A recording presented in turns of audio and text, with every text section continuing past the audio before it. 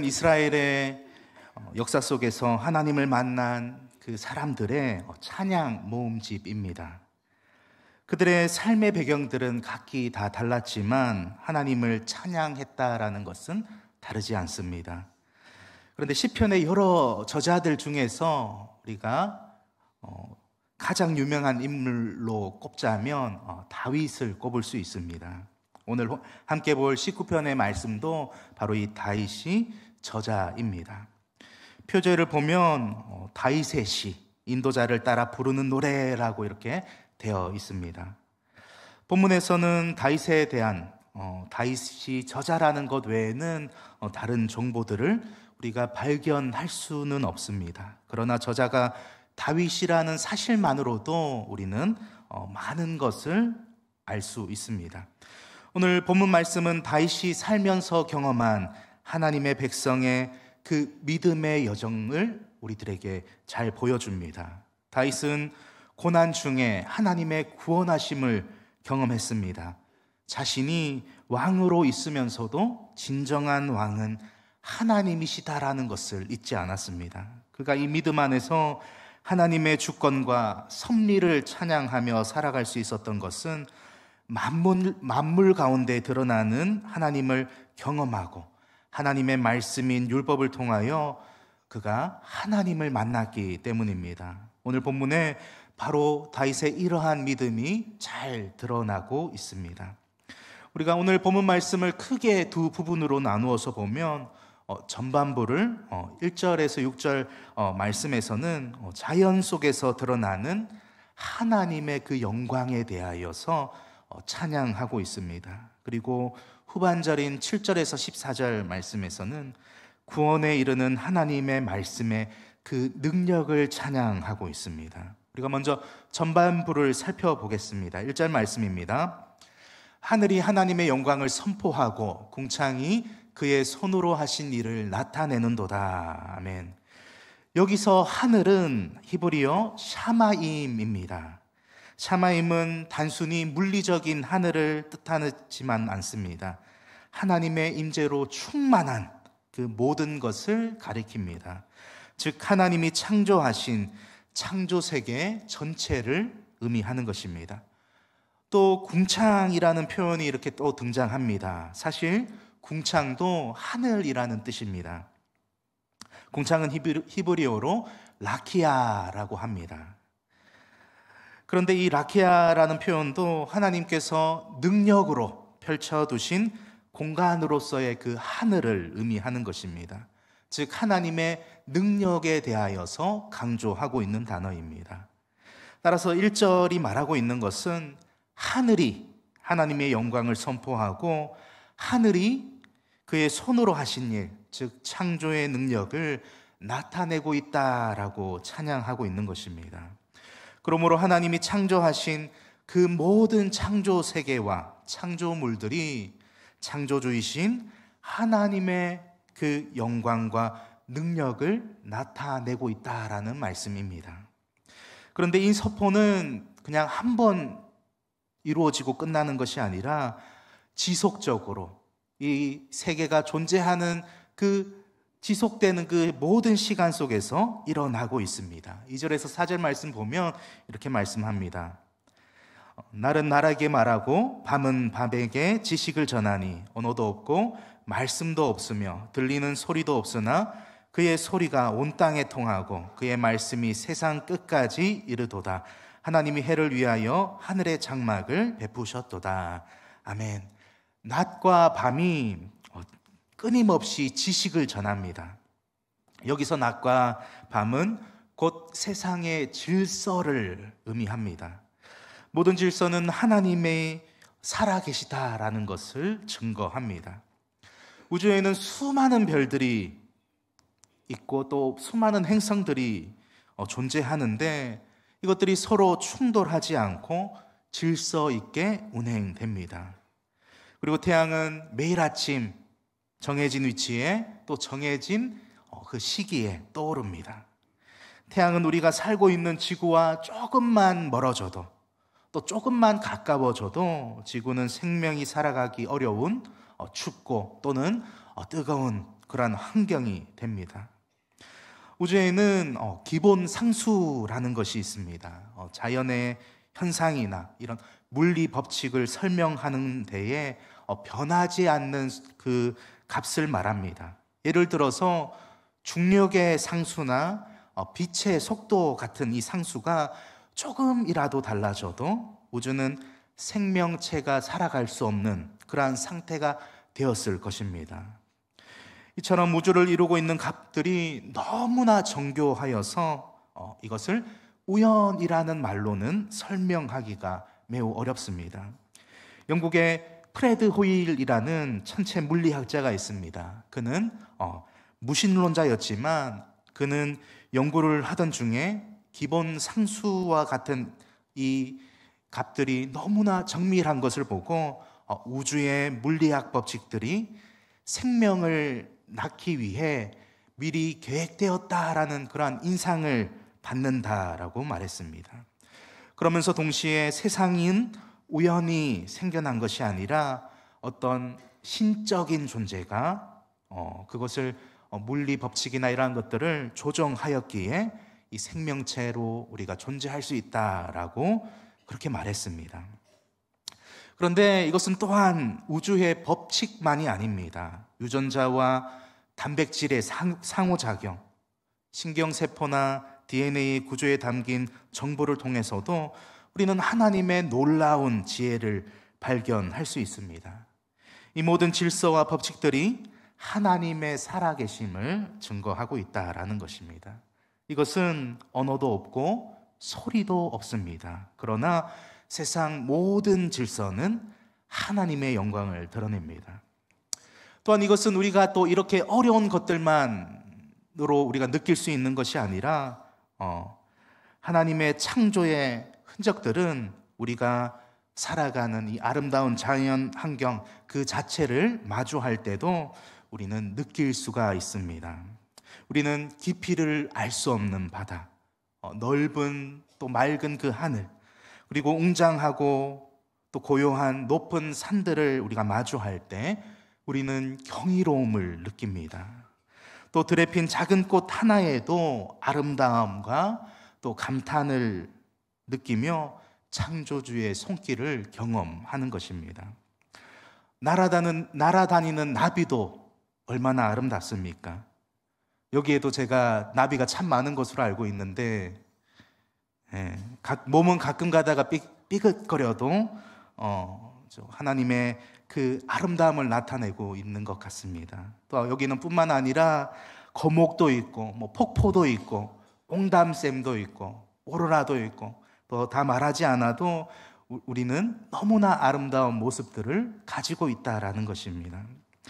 사랑하는 성도 여러분, 다윗은 자연이 드러내는 하나님에 대한 지식, 계시를 우리의 언어와 소리로 말하지 않아도 우리는 그것을 알 수 있다라고 고백합니다.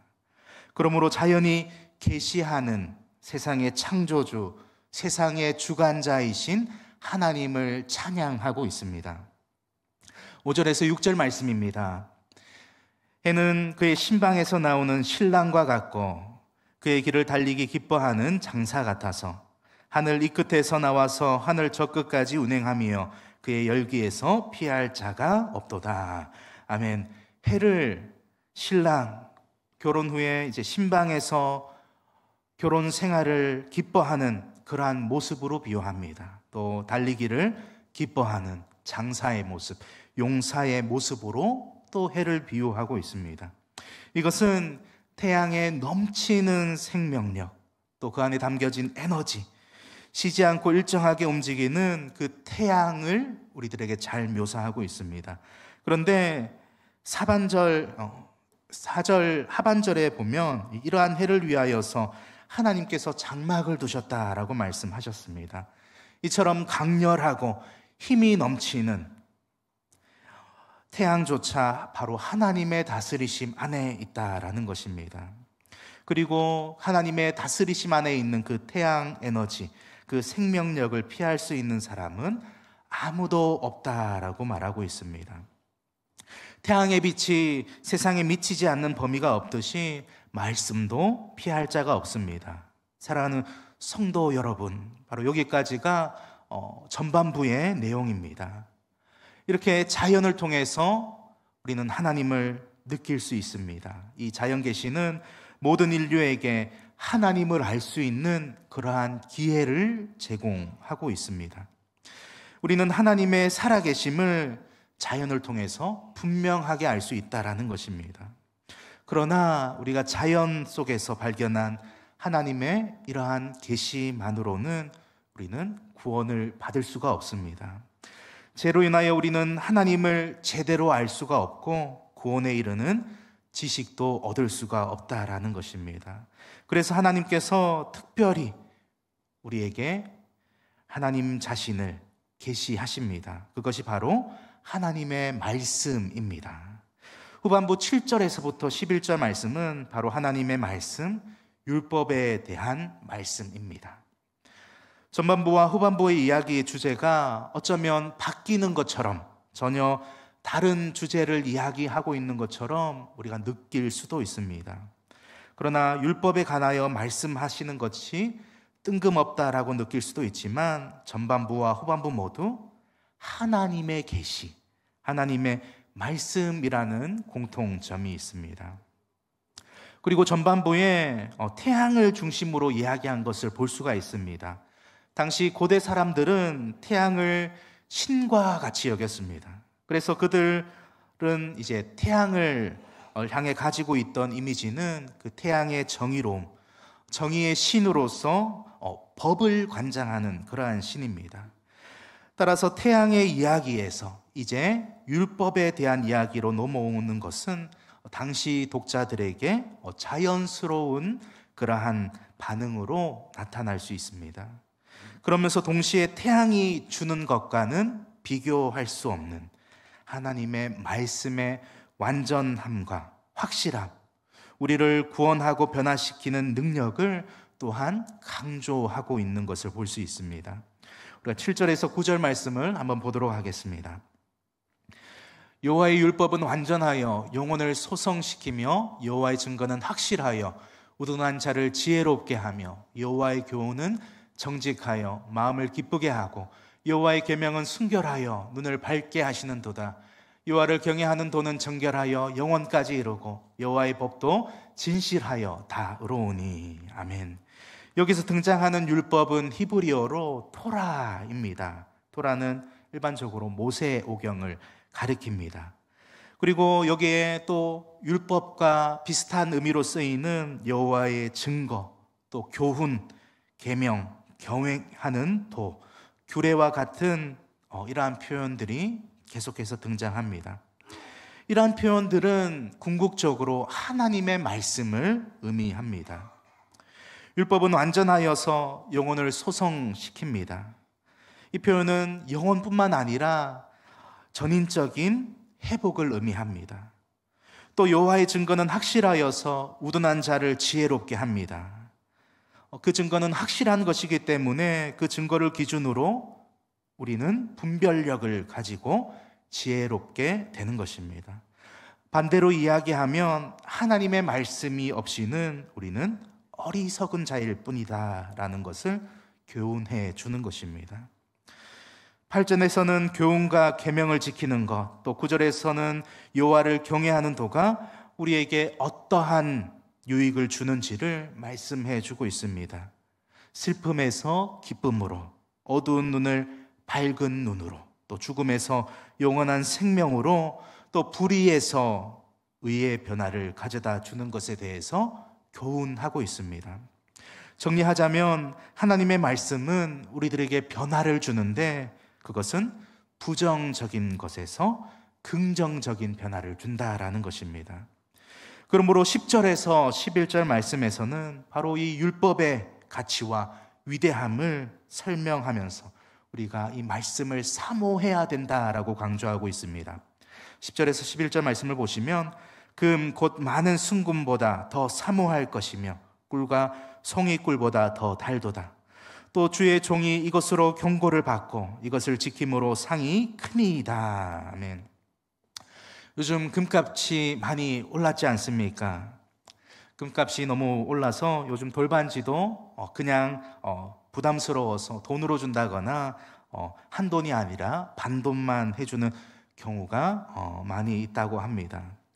저도 금을 참 좋아합니다. 커플링도 있고 결혼 반지도 있습니다. 그런데 결혼하고 나서 살이 너무 쪄서 반지를 끼면 피가 통하지 않아서 낄 수가 없습니다. 그래서 제 집사람이 그럴 거면 반지를 새로 사라라고 하는데, 이왕 사는 것 저는 금으로 사고 싶은데 금값이 너무 올라서 새로 사지는 못하고 있습니다.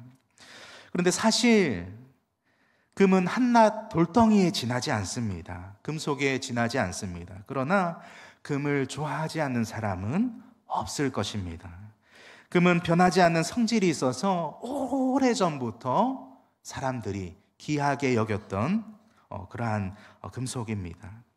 그리고 그 금 중에서 또 금 중에 금이 있습니다. 바로 24K 순금입니다. 본문에서는 이 순금보다 더 사모할 것이 바로 하나님의 말씀이다라고 합니다. 그리고 말씀은 꿀보다 더욱 값지고 꿀송이보다 더욱더 달다라고 고백하고 있습니다. 결국 율법, 즉 하나님의 말씀은 이 세상이 주는 그 어떤 것과도 비교할 수 없는 기쁨을 우리에게 준다라는 것입니다. 11절을 보면 우리는 연약하고 불완전한 인간이기에 하나님 앞에서 죄를 짓지만 하나님의 말씀이 우리의 기준이 되고 말씀이 햇빛과 같이 우리에게 비추어질 때 우리는 변화를 받고 또 죄에 대한 경각심을 가지고 살아갈 수 있다라고 고백합니다. 나아가 우리가 이것을 지킴으로 인해서 하나님의 주시는 그 상급도 크다라고 말씀합니다. 사랑하는 성도 여러분, 다윗이 이러한 고백을 하나님께 할 수 있었던 것은 다윗이 율법에 대하여 하나님께 반응했던 자였기 때문입니다. 하나님께서는 다윗에게 말씀하셨습니다. 다윗에게 약속하셨습니다. 다윗의 왕국이 하나님의 성전, 하나님의 왕국을 세우겠다 약속하셨습니다. 이것은 다윗의 왕조, 그들의 후손을 통해서 이루어 가십니다. 다윗의 자손에서 그리스도가 나시고 그리스도를 통해서 우리를 구원하시고 하나님 나라를 세워 가십니다. 이와 같이 다윗은 언약을 따라 어떠한 고난 가운데에서도 자신을 구원해 주신 하나님의 그 신실하심을 경험했기에 그것 때문에 자신도 그 언약을 신실하게 의지하고 또 그 하나님의 말씀대로 이웃에게 그 말씀대로 살아가는 그러한 사람으로 자신을 이해했던 자였습니다. 앞장인 18편은 이러한 특징이 드러나고 있습니다. 다윗은 18편에서 고난 가운데에서 자신을 구원하시고 자신에게 전쟁을 가르쳐 주시고 또 열방을 다스리게 하셨으므로 자신은 그 언약을 신실하게 지키는 사람으로서 하나님 앞에 겸손하게 그 주권을 인정해야 함을 고백했습니다. 그리고 이어지는 오늘 본문 19편에서는 자신의 힘이 아니라 하나님께서 이루어셨다라는 것을 알기에 겸손함으로 하나님을 찬양하는 것입니다. 말씀이 있기 때문에 제가 살아갈 수 있습니다. 하나님 말씀 때문에 제가 신실하게 살아갈 수 있습니다. 고백하는 것입니다. 사랑하는 성도 여러분, 우리가 정말 하나님의 말씀을 깊이 사모하며 하나님의 말씀을 가까이 할 때 말씀을 통하여 우리가 죄인임을 깨닫고 또 말씀을 통하여 구원을 베푸시는 하나님을 온전히 바라볼 수 있는 것입니다. 12절에서 14절 말씀입니다. 자기 허물을 능히 깨달을 자 누구리요? 나를 숨은 허물에서 벗어나게 하소서. 또 주의 종에게 고의로 죄를 짓지 말게 하사 그 죄가 나를 주장하지 못하게 하소서. 그리하면 내가 정직하여 큰 죄가에서 벗어나겠나이다. 나의 반석이시요 나의 구원자이신 여호와여, 내 입의 말과 마음의 묵상이 주님 앞에 연락되기를 원하나이다. 아멘. 다윗은 겸손하게 하나님을 신뢰하며 자신을 하나님의 말씀 앞에 내어놓습니다. 12절에서는 자신이 알지 못하는 죄, 또 13절에서는 자신이 고의로 알고도 지은 그러한 교만한 죄로부터 나를 보호해 달라고 기도하고 있습니다. 그리고 14절에서 마지막으로 나의 반석이신 하나님, 나의 구원자이신 하나님을 찬양하고 있습니다. 그리고 내 입의 말과 마음의 묵상이 주께 연락되기를 간절히 소망하고 있습니다. 자신의 모든 것들이 하나님 보시기에 기쁘고 또 받으시기에 합당하기를 원한다라는 고백으로, 자신이 정말 이렇게 살기를 원한다라는 그 고백으로 이렇게 찬양하고 있는 것입니다. 우리는 이러한 다윗의 고백을 통하여서 큰 도전을 받게 됩니다. 사랑하는 성도 여러분, 자연은 하나님의 영광을 드러내지만 구원의 길은 보여주지 못합니다. 그래서 하나님께서 우리에게 구원하시기 위한 하나님의 말씀을 우리에게 주신 것입니다. 이 말씀은 곧 예수 그리스도를 가리킵니다.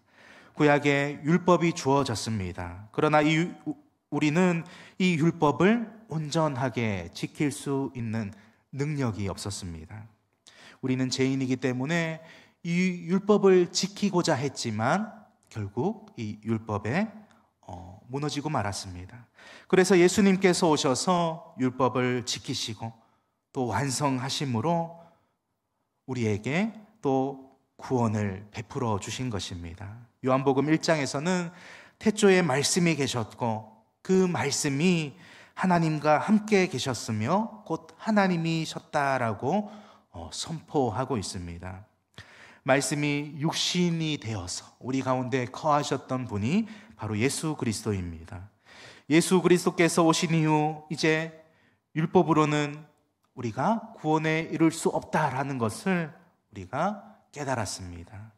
그 구원에 이룰 수 없다라는 것이 세상 가운데 드러났습니다.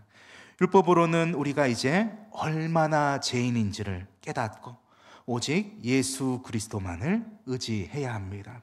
사랑하는 성도 여러분, 하나님의 백성은 하나님의 말씀에 반응하는 자들입니다.